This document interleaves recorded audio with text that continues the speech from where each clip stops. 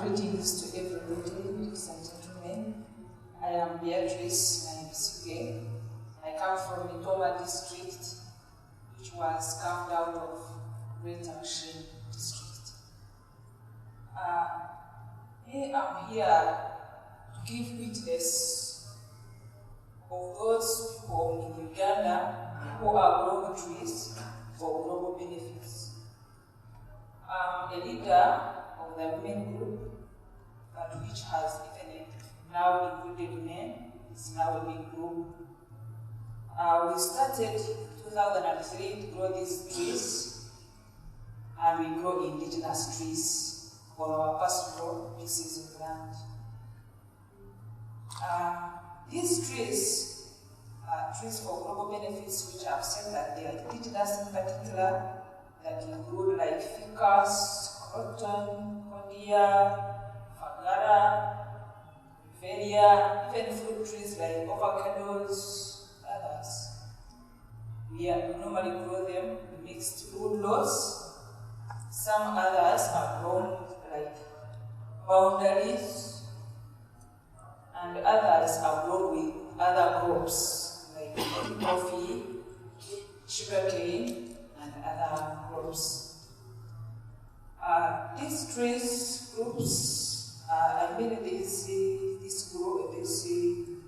project, it is either individually owned or family owned, and some of them we have institutions like schools, especially secondary schools and churches. After starting growing these trees in collaboration with ECOTRUST, which we started in 2003, the main benefit that came out immediately was carbon money, carbon funds. So as you go down there in our area, Bitereko sub-county within Mitoma district, 5 sub-counties are implementing it so far within Mitoma district, and you find that these people, they normally say that we are growing trees, indigenous trees, for carbon. In other words, we are saving air.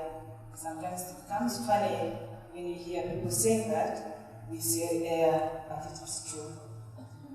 So we have earned some carbon money out of it, and this money really has improved the livelihood of the general community. In the form of, after getting this carbon money, as other members of mine, because we are so far over 400 members who have participated, we are able to pay school fees. Now, my children are able to go to school. The school is able to earn some money out of the fees. The border people are also able to get some money through transport. The shops also are able to sell. So you find that the whole community is earning out of that money. And even some other people have improved on their like shelter. You now improve on your house, you put in some furniture, you buy some animals like cows, like goats, and others. Now, the one who has earned, the one who has got, now the community all, at least you find that it is a chain of beneficiaries. Soil erosion has been controlled to a bigger extent. Why I say that, we where we live in Mitoma district, and the escarpments of the Rift Valley and that western arm, most of the areas are steep slopes. And where these trees are grown, we are no longer faced with these landslides. So meaning that soil erosion has been at least checked on. And most of them being indigenous, they shed leaves, and now these leaves also work as mulch, so that they also control on the soil erosion. And we have managed to form a group of the people who grow trees for carbon. Like in my sub-county, we call it Bitereko Carbon Community Group. And this group, we meet every last Saturday of the month to discuss on other issues, also to discuss on how the progress of our trees. It has now made that group to be known. It is already registered at the district level, and whichever any communication we want to pass through within those 5 districts, it is easier. So we have managed to make a group that meets every month, and it is strong enough at least. That is an advantage.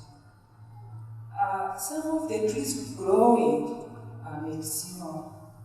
For example, Prunus africana, Wabugia, Fakala, there are even others. As you may travel there, you will see different types of them. So, now what does this mean?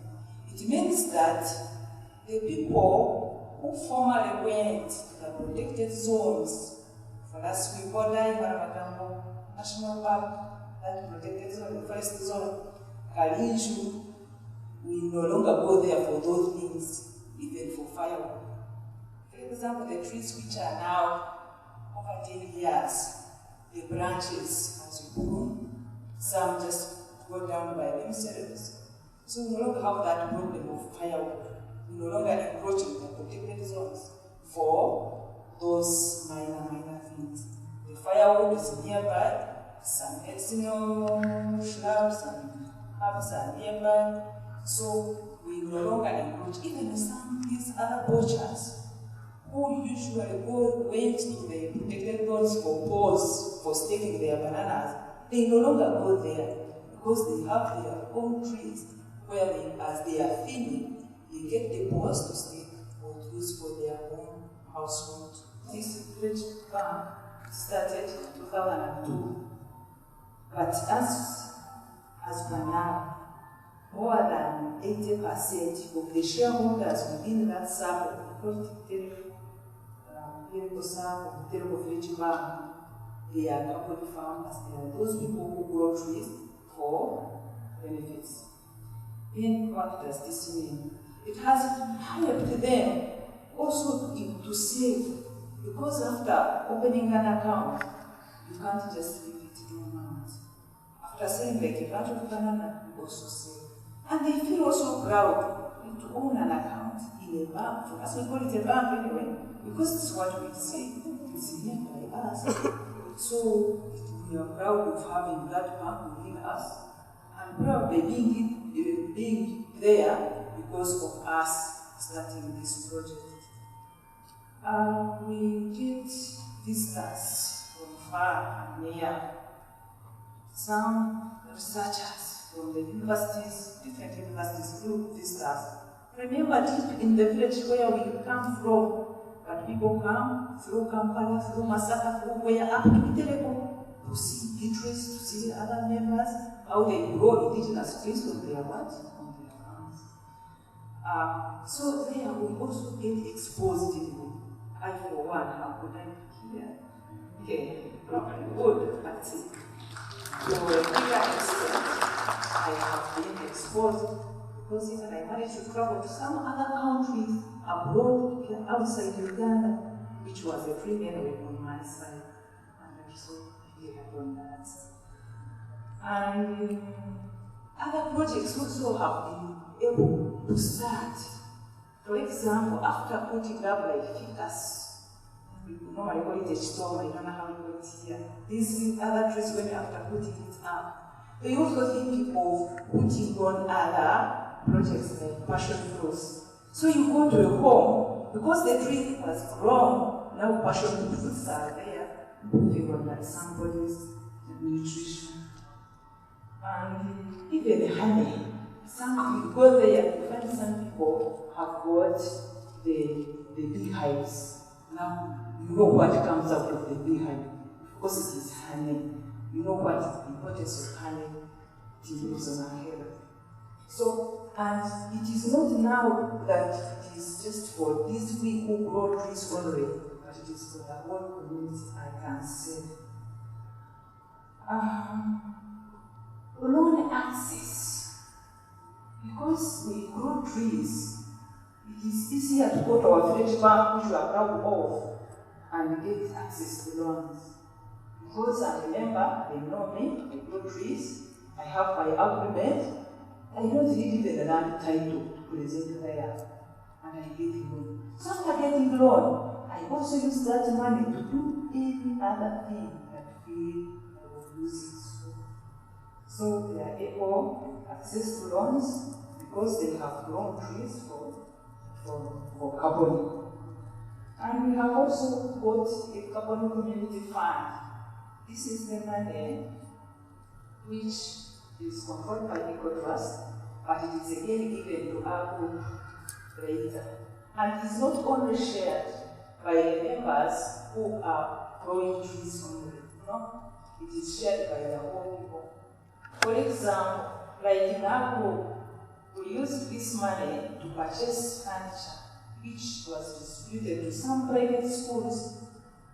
And now this furniture, the people who sit there are not the people are not for those parents who are carbon farmers. No, everybody does that. Even some of it is used as a revolving loan fund, and everybody comes and borrows from there whenever there is a need, at a very low interest rate of 2% per month. And like any other groups which are there, which lend out the money at an interest rate of around 5 others to 10%. So ours is fair and friendly. For example, these people also have managed to earn a living and been able to send their pupils to primary schools. I, for one, for example, managed to start a private primary school, and 60% of the parents are the carbon farmers. What does that indicate? They have been able to earn some money, which they can also pay for their pupils' fees. And we market as a group. For example, after 10 years, every household who have participated in this project have got volcanoes. Now we gather them, we market them as a group. So now this business, it is really helpful and we are proud of it. And we see it as a long-term investment anyway, because after all these trees, you just treasure them, you like them, and I, for example, I'm a teacher professional, but soon I'm retiring, I'll go home. Now going home where my hopes be, they will be invested in those trees. Because in like 4 or 5 years to come, I'm sure I'll be harvesting timber. So I look at it as a professional benefit. Soon, from the teaching profession, I go to my garden, start harvesting timber, probably I'll be a rich woman, hopes. Then there are others who are not in the civil service. They are not working anywhere. Because they are growing trees, that is their national social security fund, because they are not saving anyhow. Now, in their old age, what will be their fate? Their fate is invested in those carbon trees. So all in all, I'm saying that we are there in Uganda, this is part of it, growing trees for local benefits. We have seen very many benefits of them. We really happy of them, but what I have seen, it has made us plan ahead for our land. Because those land where these trees are grown, formerly we are seen as useless, as idle anyway. But now the value to that pieces of land has been added on. If I'm to sell it, I sell at a higher price. But even I don't think of even selling it just like that. I just think of any other thing apart from those other pieces of land where there are trees. So I'm saying that in Uganda, and particularly in Bushenyi district, and specifically in the Toma district, we have really benefited much especially through ECOTRUST, which has managed to get us different buyers from wherever in the world. I don't know, they are from Tetra Camco, that. But all in all, we are very happy. Thank you for listening.